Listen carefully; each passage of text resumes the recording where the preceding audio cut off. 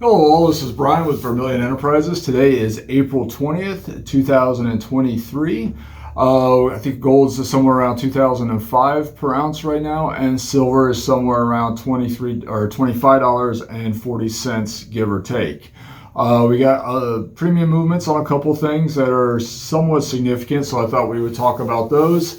And Tim has been getting a number of different questions in via social media that I thought we would answer after we do a quick premiums update.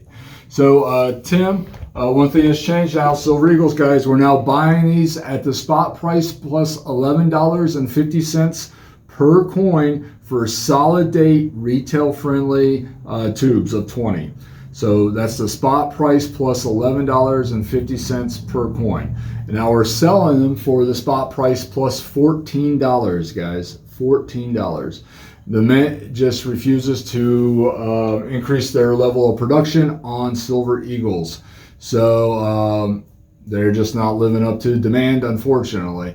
They got all the silver they need to do it. They're just stuck on old numbers and they're not going to budge off of them. So that's why these numbers are going up, and for right now I don't see anything bringing them down unless demand just completely drops on them. But right now they're one of our hottest sellers, so we're putting bids out all the time to get more, and we're slowly sourcing them for you, but they are hot right now.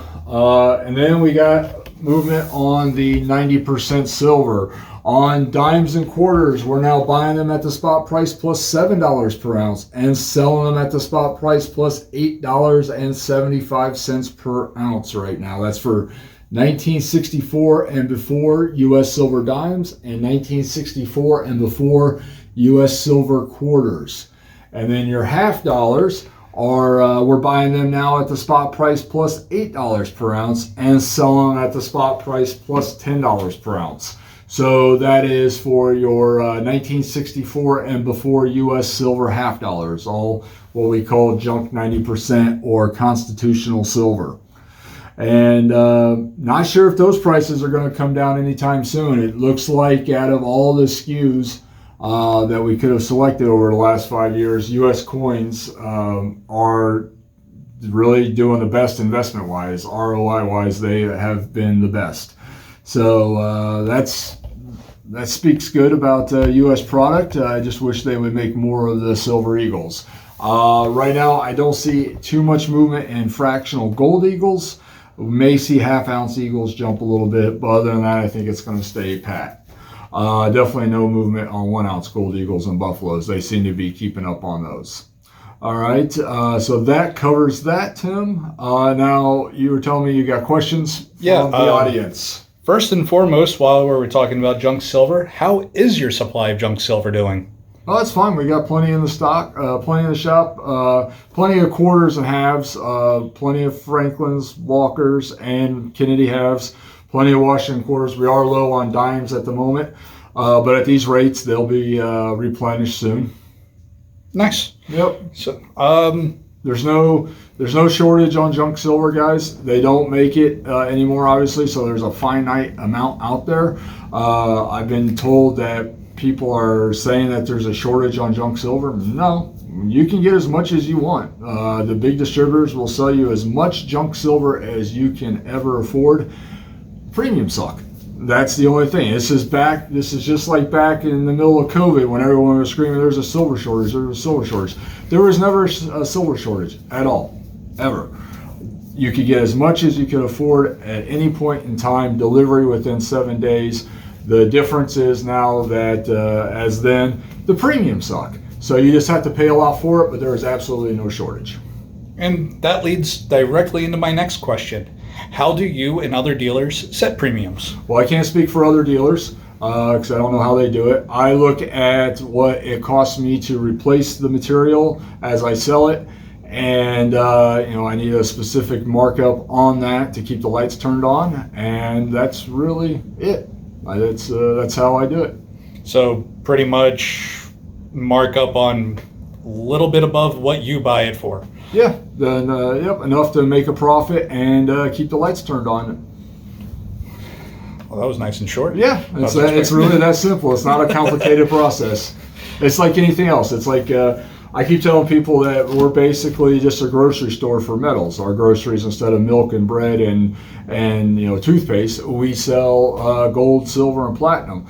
And just like when you go into your local supermarket and it costs them X number of dollars to get a case of Budweiser, and so they got to sell it for X number of dollars above their cost to generate a profit that is competitive, one, and two, keeps the lights turned on and employees paid. It's no different here, and there's literally no magic to it.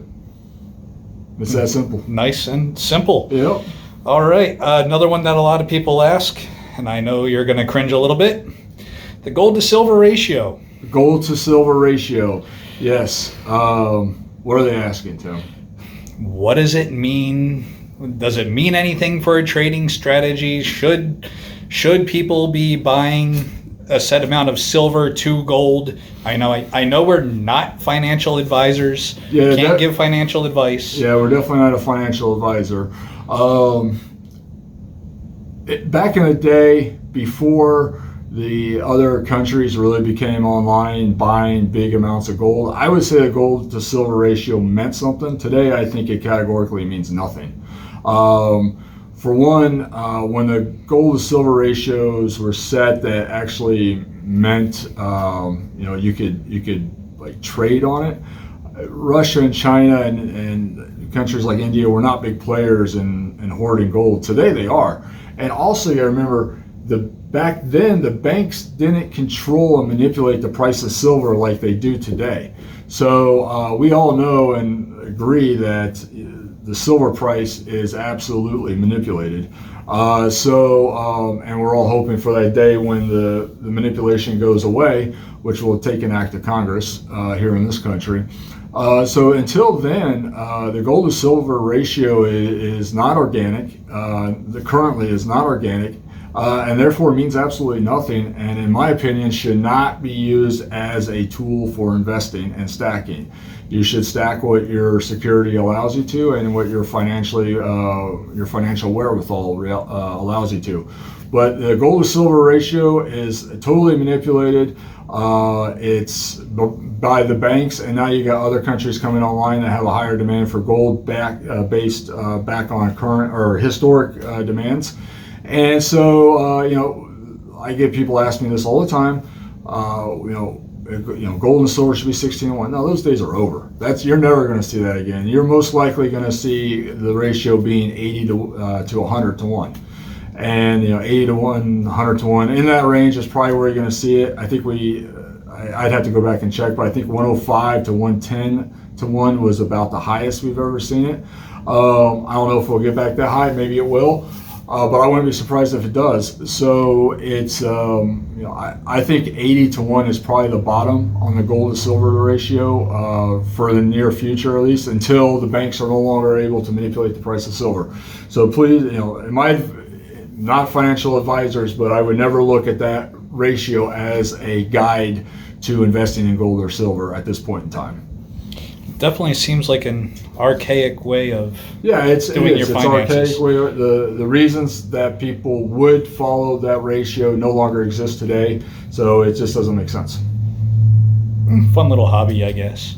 Yeah, I guess. All right, so we got two more questions here. Okay. One, what is going to be the telltale sign of a fake when it comes to coins and bullion? Well, that's an impossible question to answer because without specifically addressing one specific coin like Morgan dollars or silver eagles or something like that, because each different coin that can be faked in different ways, and like you take a Morgan dollar, it can be casted out of silver and still resemble a Morgan dollar, but it's completely fake coin. But even though it's still 90% silver dollar, to Morgans that have been made out of base metal, which aren't even silver and completely fake, to Morgans that have had altered surfaces. So they'll take like an 1895 Morgan, right? Is the a squirrel just attacked the window. It's hilarious. You take an 1895 Morgan, right? And they'll actually remove an O or an S on it to make it an 1895 plain and try to pass it off as a rarer coin. Even though the coin itself was originally authentic, then they've altered it to make it so where it's no longer a genuine coin. So I mean, they've literally written books about how to identify fake coins. I mean, there's books on how to identify fake pre-33 gold coins that are like that thick. Wow. So I mean, you can't. I mean, that's nothing that would ever happen in a podcast or a YouTube video like this in any great detail. The advice I can give everyone, I always go back to this, is shop at your local CS, your local coin shop if you can. Your LCS will always stand behind his or her material, and if you ever have a problem or a question, they will always be able to address that for you. And perfect example, yesterday we had a gentleman come in. He bought 5 Silver Eagles from a Facebook pop-up ad that came up on his feed. And he got them, and he thought they were authentic when he bought them. The ad looked good and everything. And probably, I didn't ask him what he paid for them, but he was probably offered some super stupid low price that doesn't even make sense on a wholesale level. And of course, he bought them, and he brought them in here to have them verified. And of course, they were fake.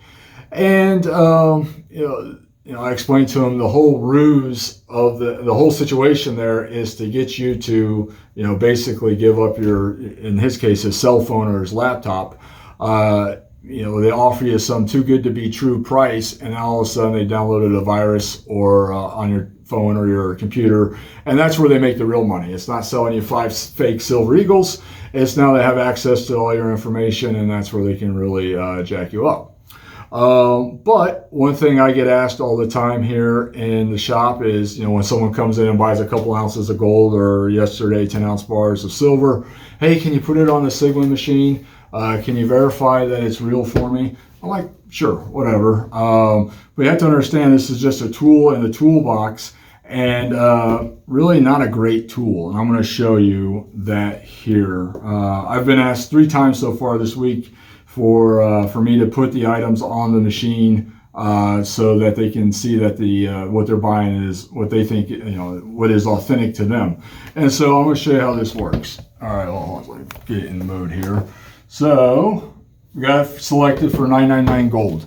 All right, so what it should do is you put your 999 gold on there, and you see that cursor, it should fall within the brackets. That's the machine saying that this is this is truly 999 gold. It's what it's supposed to be. Now this is a 1986 1-ounce gold Panda that I removed from the original government packaging. Came right in the China packaging, right? I sent it into NGC for grading, because it's a beautiful coin. It came back in MS68. Now, lo and behold, watch this. Oh, doesn't line up. Not even close, right, Tim? Not even close. Now, people would think that's a bad coin. This categorically is a 100% legitimate coin. We sent it in out of the original government packaging from China, and NGC verified, authenticated it, and graded it. And they have their technology that they use too. And so this machine is historically bad with Pandas. There's something that's in the minting process of the Pandas. I don't know, I've heard that it creates bubbles in the gold, and that distorts the machine where it gives false readings. But that's just one example. Does this mean that coin's fake? Absolutely not. That's a 100% legitimate, authentic coin. The machine says it's no good, but the machine doesn't know what it's doing in this sense. It's mistaken. It's lying to us, right? And then here we have a single 40% silver Kennedy $50 from 1967. Now watch this. We're still selected on pure gold. We put our $50 on there. The machine says that it is pure gold, Tim. That is not a pure gold coin. That is a 40% silver Kennedy $50. It's an authentic silver Kennedy $50, but obviously not pure gold. So, these machines are only, they're just one tool in the toolbox to use, guys. I would never use these to categorically say that a piece of gold or silver is authentic. coin dealers and bullion dealers know by the years of experience that they have in the field. This is just a quick tool to use and reference when speed checking silver or gold. Is not the final say at all. So whatever, these Sigma Metallic machines, they're good in one sense, but they're really not in another. They can give people what I want to say, bad readings all the time, especially on 999 gold. So take these machines with a grain of sand, guys. They're expensive, but doesn't mean they're always right. So in fact, they can be wrong quite a bit of time. So just because a Sigma machine says it's good, doesn't mean that it is. When obviously, 40% gold or 40% silver is reading as gold. Someone could easily make a bar and gold plate it and make that bar out of 40% silver, and it'll read as 999 gold on that machine. So that's keep that in the back of your thoughts. So that's why we are always cutting these damn things out, weighing them. Sometimes I even do acid scratch tests on them to make sure that they're authentic, because that machine can easily be fooled. So just keep that in mind.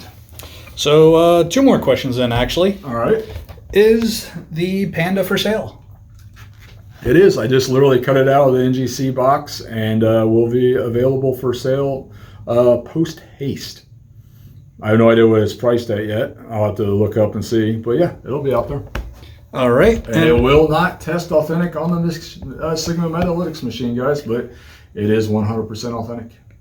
And last question. Yes. Should people buy gold from a gas station? I recommend against it.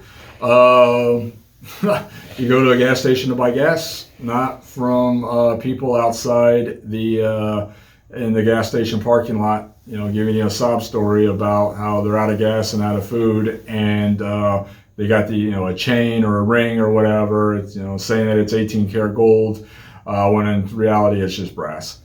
We see it all the time. People think they're getting a good deal. They give the person, which is really just a scam artist, out in the parking lot a couple $100 for a couple pieces of brass, and then they come in here and try to sell it, thinking they're gonna, they just hit the payload, and find out that they just lost a couple $100. So yeah, don't buy jewelry from the gas station parking lot, guys. So yeah, that does happen all the time. Been hearing it more and more come in. Yeah, and as the economy downturns more and more, you're going to see more scams pop up, like your Facebook ad does, and your gas station scammers, and so forth and so on. Yeah, definitely see Silver Eagles popping up in my Facebook ads that are being sold at like melt. Yeah, I'd be highly suspect of those types of those ads, guys. Not saying that they can't be authentic ads, but I would be highly suspect of them. Yeah, I just usually report them. Don't even comment on them because don't want to feed into the algorithm. Yep. What else, Tim? That's pretty much pretty much covered everything. Especially went very well into the fakes, and we know that Panda's for sale. What was I going to say? All right, yes, we're open Monday through Friday, 10 a.m. to 5 p.m., Saturdays 9 to 2. We are we're always willing to ship across the country, usually use UPS or USPS, and shipping costs just depend on what we're shipping and where it's going.